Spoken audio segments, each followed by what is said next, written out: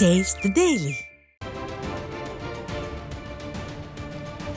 சென்னை கிண்டியில் உள்ள ஆளுநர் மாளிகையில் ஆளுநர் RN ரவியை எதிர்க்கட்சித் தலைவரும் அதிமுக பொதுச் செயலாளருமான எடப்பாடி கே பழனிசாமி சந்தித்து திமுக அரசின் ஊழல் பட்டியலை வழங்கினார். இது பற்றிய விவரங்களோடு இணைகிறார் நமது தலைமை செய்தியாளர் ஜெயக்குமார். ஜெயக்குமார், வணக்கம். கூடுதல் விவரங்கள்.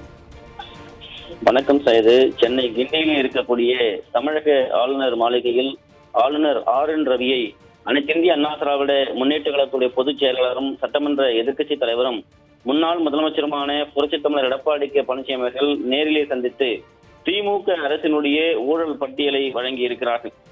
இந்த சந்திப்பின் பொழுது அனைத்திந்திய அண்ணா திராவிட முன்னேற்ற கழகத்துடைய துணை பொதுச் செயலாளர்கள் நத்தம் விஸ்வநாதன், KP முனுசாமி, அனைத்திந்திய அண்ணா திராவிட முன்னேற்ற கழகத்துடைய முன்னாள் அமைச்சர் கழக பொருளாளர் திண்டுக்கல் சீனிவாசன், அனைத்திந்திய அண்ணா திராவிட முன்னேற்ற கழகத்துடைய முன்னாள் அமைச்சர் தலைமை நிலைய செயலாளர் SP வேலுமணி, அனைத்திந்திய அண்ணா திராவிட முன்னேற்ற கழகத்துடைய முன்னாள் அமைச்சர் தங்கமணி, அனைத்திந்திய அண்ணா திராவிட முன்னேற்ற கழகத்துடைய முன்னாள் அமைச்சர் நாடாளுமன்ற உறுப்பினர் CV சண்முகம், அனைத்திந்திய அண்ணா திராவிட முன்னேற்ற கழகத்துடைய முன்னாள் அமைச்சர் D ஜெயக்குமார் ஆகியோர் உடன் இருக்கிறார்கள். அந்த காட்சிகளை நாம் பார்த்து கொண்டிருக்கிறோம். குறிப்பாக திமுக அரசு ஆட்சிக்கு வருவதற்கு முன்பாக தேர்தலை சந்திக்கிற போது 525 வெற்று வாக்குறுதிகளை அளித்து மக்களிடத்தை நம்பிக்கை ஏற்படுத்தி பொய்யான வாக்குறுதிகள் மூலமாக வாக்குகளை பெற்று ஆட்சி அமைத்தது. ஆனால் ஆட்சி அமைத்த பிறகு எந்த விதமான வாக்குறுதிகளையும் நிறைவேற்றவில்லை. குறிப்பாக இன்றைக்கு கிராமப்புறங்களிலே 100 நாள் வேலை திட்டத்தை 150 நாளாக ஏற்றி தருவோம் என்று கூறி, ஆனால் அந்த நாட்களை ஒன்றை கூட கூட்டாமல் குறிப்பாக அந்த மக்களுக்கு வழங்கப்பட்ட கூலியை குறைவாக கொடுத்து அதிலே திமுக நிர்வாகிகள் பல்வேறு முறைகேடுகள் ஊழல்களிலே திளைத்திருக்கிறார்கள். சென்னை போன்ற மாநகராட்சி மழைக்காலங்களிலே மிகப்பெரிய அளவிலே பாதிப்பு ஏற்பட்டு வெள்ளத்திலே மக்கள் தத்தளிக்கக்கூடிய சூழ்நிலையிலே 4500 கோடி ரூபாய்க்கு மேலாக டெண்டர் விடப்பட்டு மழைநீர் வடிகால் பணிகள் 99% நிறைவேற்றி விட்டதாக நகர்ப்புற உள்ளாட்சித்துறை அமைச்சர், மேயர் மற்றும் தலைமை செயலாளர் உட்பட மாறி மாறி பேட்டிகள் வழங்கியதையெல்லாம் நாம் பார்த்தோம். ஆனால் சென்னையில் சிறு மழைக்கு சாலைகளில் வெள்ளக்காடான அந்த அவலத்தையும், மக்கள் வெள்ளத்திலே சந்தித்த அவலத்தையும், சாலைகளிலே வாகனங்களை ஓட்ட முடியாமல் வேதனை அடைந்த வாகன ஓட்டிகள் வேதனையையும் பார்த்தோம். அப்படி என்றால் இந்த பணம் எல்லாம் எந்த அளவிற்கு ஊழலினுடைய நிலையின் ஊற்றுக்கண்ணாக இருந்திருக்கிறது, எந்த அளவிற்கு முறைகேடு செய்யப்பட்டிருக்கிறது என்பது ஒரு புறம் இருக்க, பொங்கல் தொகுப்பு திமுக அரசு வந்தவுடனே மக்களுக்கு வழங்கப்பட்ட பொங்கல் தொகுப்பு குறிப்பாக கரும்பு, கருகி போன கரும்பை கொடுத்தது, அதே போன்று உருகிய வெள்ளத்தை கொடுத்தது, புழுத்து போன அரிசியை கொடுத்தது, பருப்பிலே பூச்சிகள் வண்டுகள் இருந்து நெளிந்த அந்த பருப்பை வழங்கியது, அதே போன்று பப்பாளி விதை கலந்த மிளகு வழங்கப்பட்டது. இப்படி மக்களை வஞ்சிக்கக்கூடிய ஒரு பொங்கல் தொகுப்பாக அது அமைந்திருந்தது. மிகப்பெரிய அளவிலே அந்த சம்பவத்தை கண்டித்து திருத்தணியிலே ஒரு இளைஞர் தீக்குளித்து உயிரிழக்கக்கூடிய அளவிற்கு தள்ளப்பட்டார்.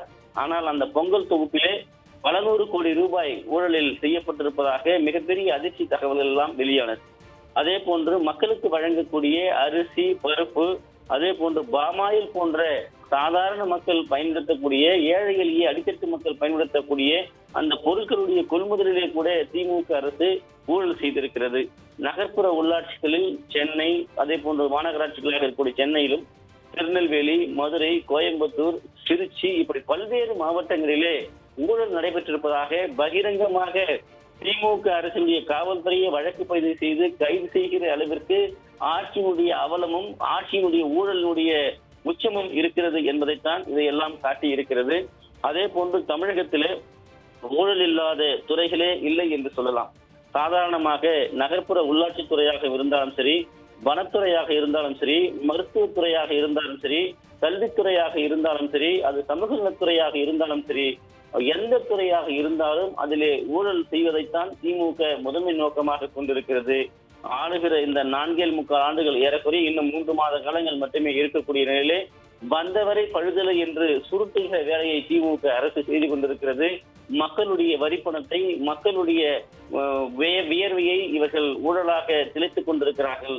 இவர்கள் மீது உரிய முறையில் நடவடிக்கை எடுக்கப்பட வேண்டும் என்று இன்றைக்கு அனைத்திந்திய அண்ணா திராவிட முன்னேற்ற கழகத்துடைய பொதுச் செயலாளர் புரட்சி தமிழர் எடப்பாடி கே பழனிசாமி அவர்கள் சென்னை கிண்டியிலே இருக்கக்கூடிய தமிழக ஆளுநர் RN ரவியை நேரிலே சந்தித்து அந்த ஊழல் பட்டியலை வழங்கி இருக்கிறார்கள். இவர்கள் மீது உரிய நடவடிக்கை எடுக்கப்பட வேண்டும். மக்கள் நம்பிக்கை இழந்திருக்கிறது. இந்த அரசு மக்களுக்கு துரோகம் இழைத்திருக்கிறது. இன்றைக்கு தமிழகம் முழுவதும் போராட்ட களமாக மாறி இருக்கிறது. வேலை வாய்ப்பு இல்லாமல் மிகப்பெரிய அளவிலே பாதிக்கப்பட்டிருக்கிறார்கள்.